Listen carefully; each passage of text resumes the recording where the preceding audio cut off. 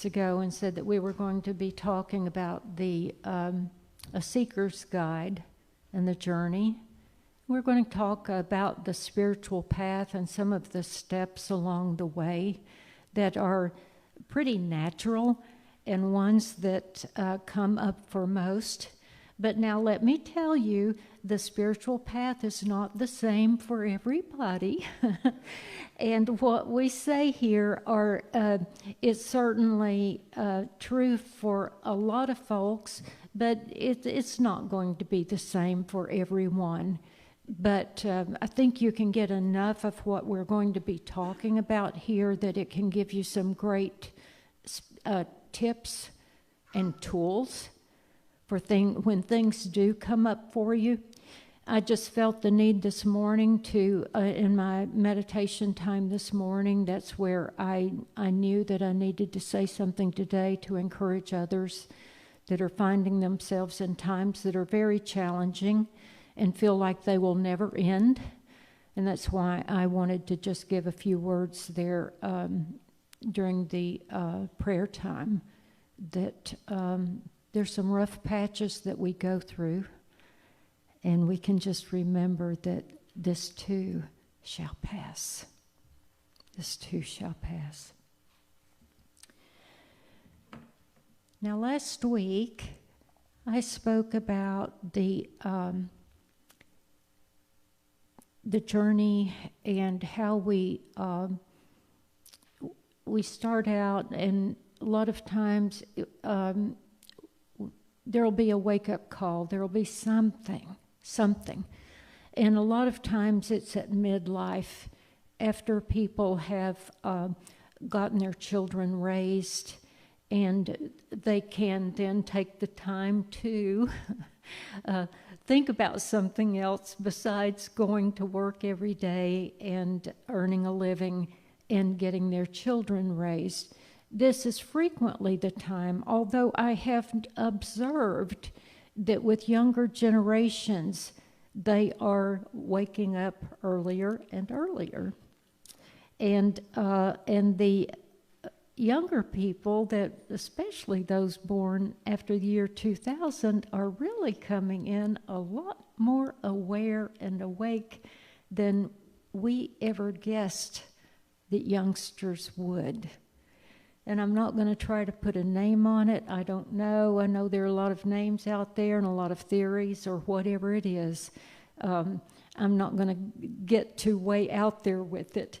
Just that I observed this with my own grandchildren, and that they were hyperactive. I'll say that. They were certainly hyperactive and hard to keep up with. And my grandson especially, my goodness, you could hardly keep up with that child. But believe it or not, he did calm down, and even enough to actually finish school with great grades and go to college.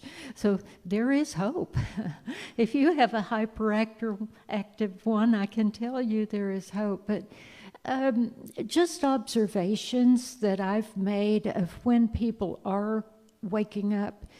You might get a flick across the head. Okay, it's time to wake up. Then the next thing you know, you didn't get the hint then, and you might get a 2x4 next. Something that's going to get your attention, and it does. And whatever it is, it's enough to say, there's got to be more to life than this. There absolutely has got to be more to life than waking up, going to work, getting the kids to school, and then,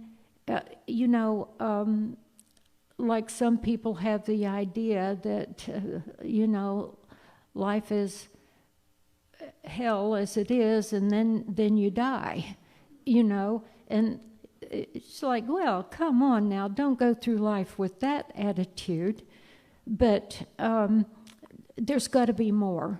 There's just got to be more, and you something, and it may be loss of a partner that brings on something like your awakening. But a wake-up call will come if you didn't naturally start waking up on your own. You'll get a wake-up call. You start saying, who am I? And where am I headed in this lifetime? I know that many of us may have grown up in families where they believed at that time, oh, well, you're just like your father. You're just, just exactly like your father. And that's what you're expected to do. They thought that of you. Oh, well, he's just like his dad. He's going to be just like him all his life. Or you're going to be just like your mother. Or you're going to be... There were patterns, and people would tell you this is who you are and who you're supposed to be. And we finally wake up and realize, you know what? I don't have to be what my family thought I was going to be. They actually had a whole lot of dysfunction going on, and they just didn't know it. They didn't know what name to put on it. People used to clan, and that was the natural thing. Whatever the family said was right. Well, by golly, you didn't deviate from that. And there was a family story of who the mother was, and you kept to that story. Who the father was, and you kept to that story. And there was a tendency to have, sort of a clan and not deviate from that pattern. And I must say, I was the youngest child of 6, and I started questioning that pattern really early on myself, because I remember there was that sort of thing in our family. Oh, he looks just like Dad. He's just like him. And then I was supposed to be, oh, she's just like Mother. And I remember thinking, I don't look just like Mother, but everybody says I do. And then and certainly emotionally and all other ways, I wasn't either.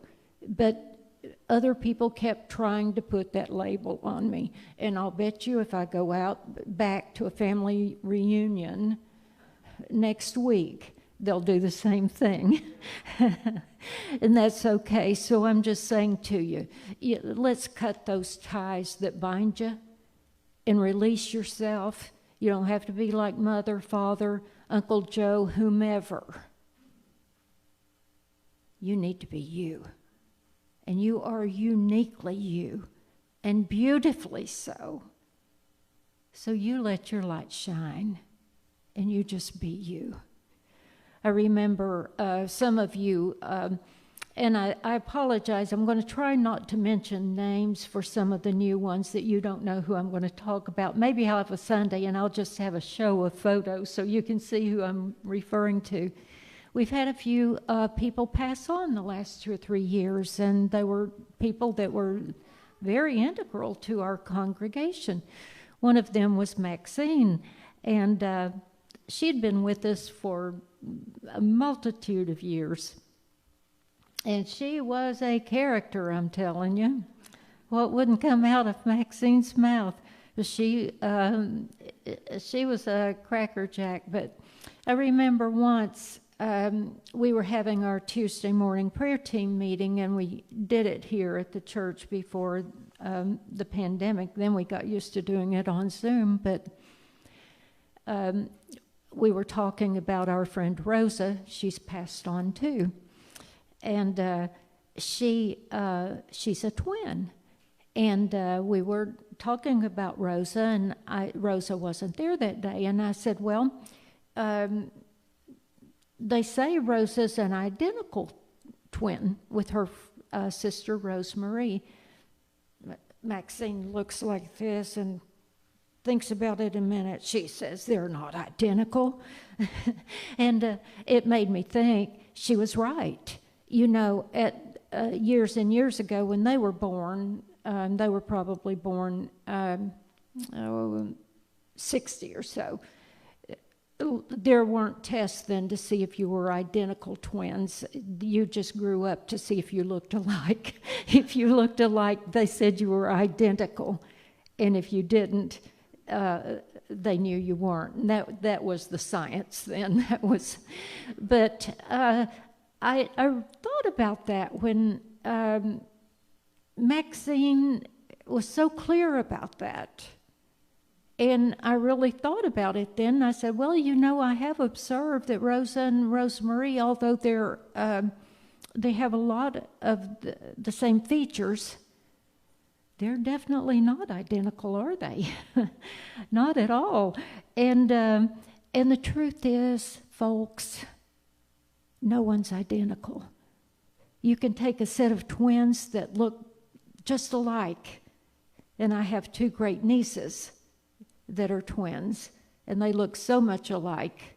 But the truth is, no one's identical. They don't have the same thoughts, the same personalities, the same desires, maybe even the same desire to wake up to a different truth or a way of being, whatever it is. None of us are identical. So who you are, who am I, and where am I headed, that's all uniquely you. And you get to decide that, and you get to choose.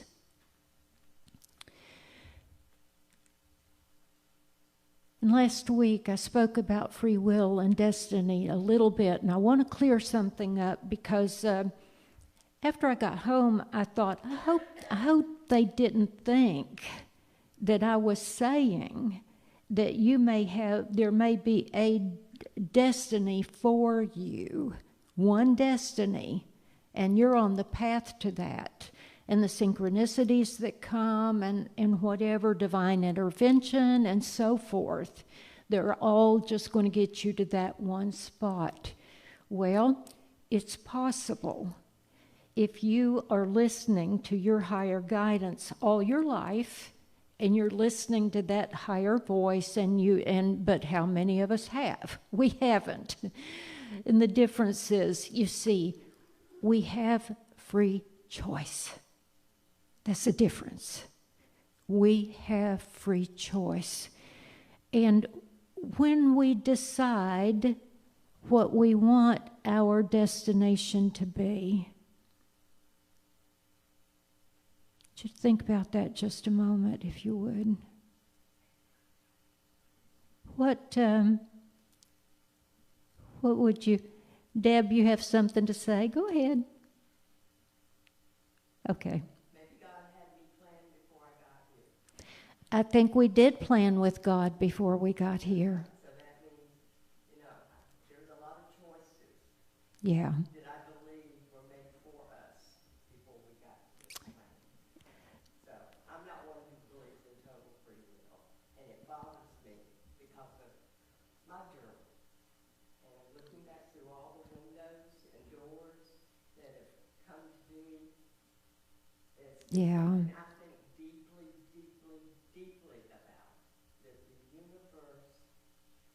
Moses was Moses for a reason. Jesus was Jesus for a reason. Yeah. Deborah Roxanne Canish for a reason.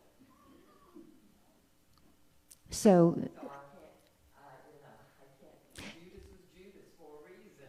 we have, so if I say, we have a member that was questioning whether or not we do have free will and choice. It's a complex situation, and it's hard to put into words.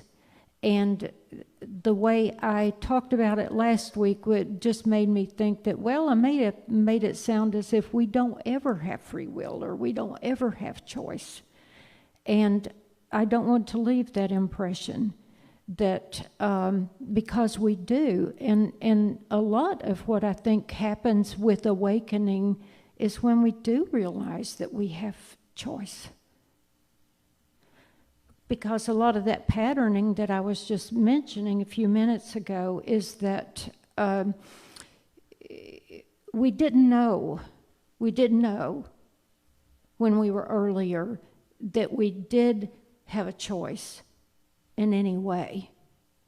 We might have thought, well, this is who my family is, this is what my family believes, and I do not have a choice to go beyond that at all. There is no choice. And so we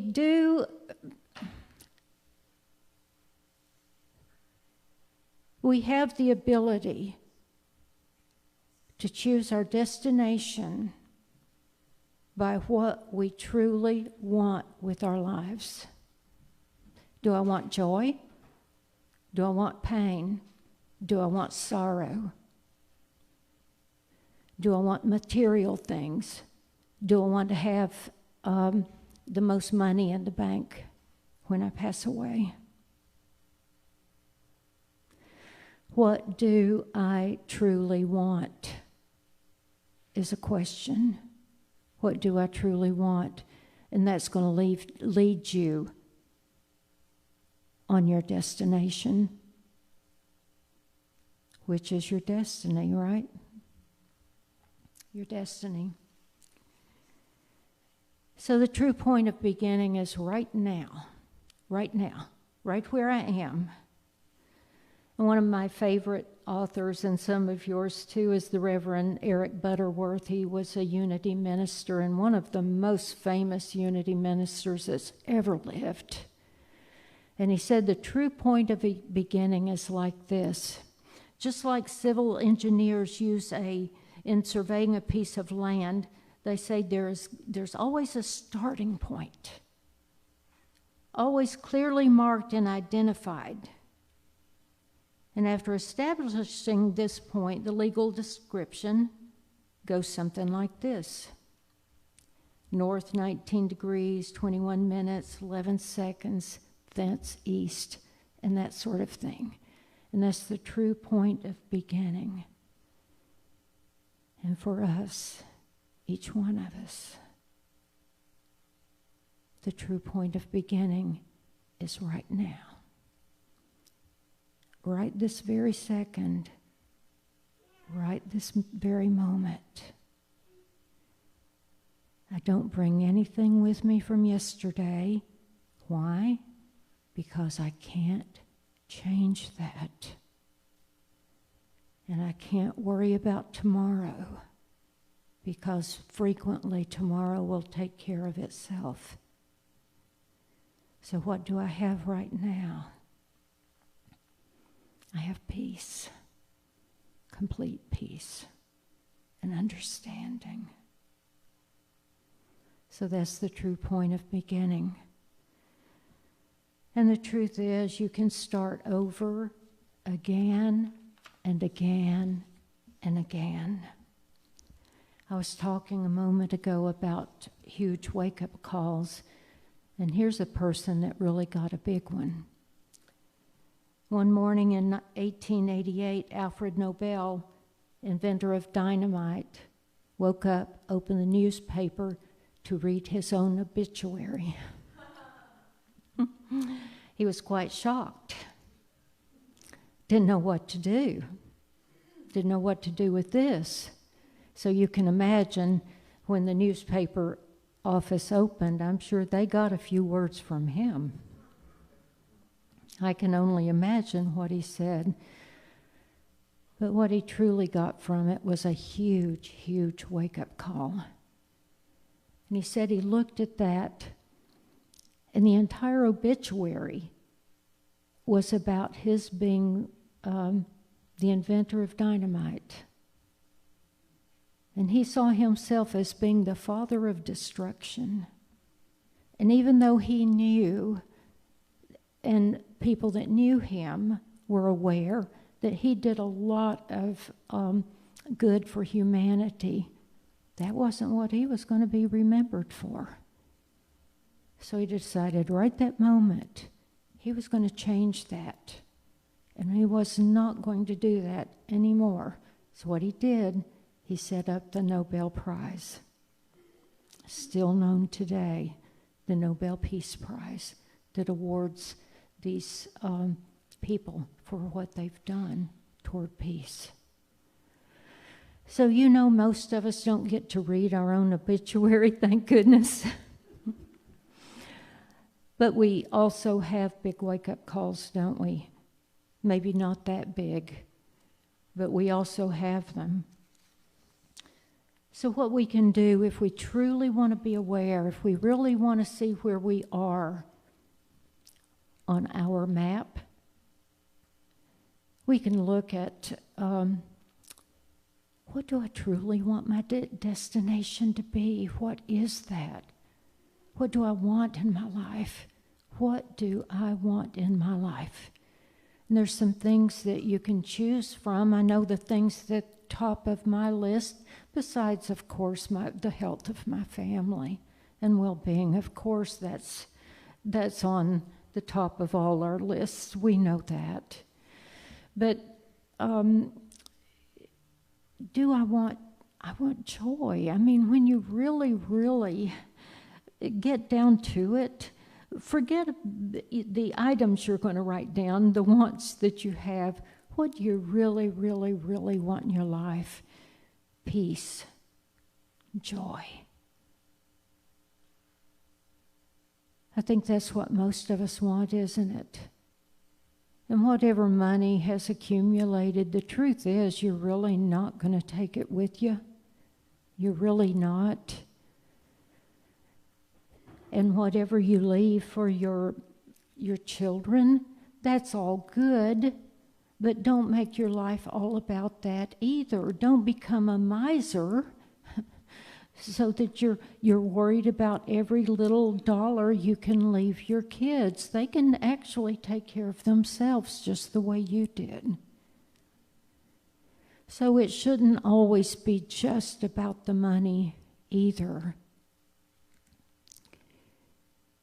So today we recognize, even if it's just a glimmer, something I'm being called for something higher. I certainly know that I had those wake-up calls a few times in my youth, and by middle age, the voice was huge, that point. Voice might say, it's time to awake. You would look at your life differently. Situations that used to be comfortable, they no longer fit. Maybe even some relatives you're no longer spending much time with. You bless them, though. You pray for them. You find you have little desire for idle or negative chatter. Some acquaintances will drop away, assuredly. You feel something pulling you toward peace and joy. You have an inner longing for that. You choose that. And as you're looking at your map of your life, can you look at some of the times in your life where you have made conscious choices or where you made unconscious choices? So because here's the thing, no matter what, even if you don't know you were making choices. They were either with awareness or not. You were making choices. What would your life be like if you had or hadn't made those choices? Are you still feeling remorse or guilt? I hope you'll forgive yourself for that and begin now to clear the slate. Is guilt or sabotage from yourself or others holding you back? And decide, what is my destination? Do I want fulfillment? That's a good one. That's a good one. Do I want peace? Yeah, boy. Clarity. Joy. So many choices we have in life, and yes, indeed, it is my belief that we have free will. But unless you know it, you don't. You're just making your choices unconsciously. So my prayer for all of us today, that you will breathe in love, you will breathe in life, you will know that the kingdom is within, just as Jesus said so often. The kingdom is within. And I hope you'll bear with us and come back next week, and whatever week you're available, as we continue on toward our destination and our path toward wholeness. Thank you for your time.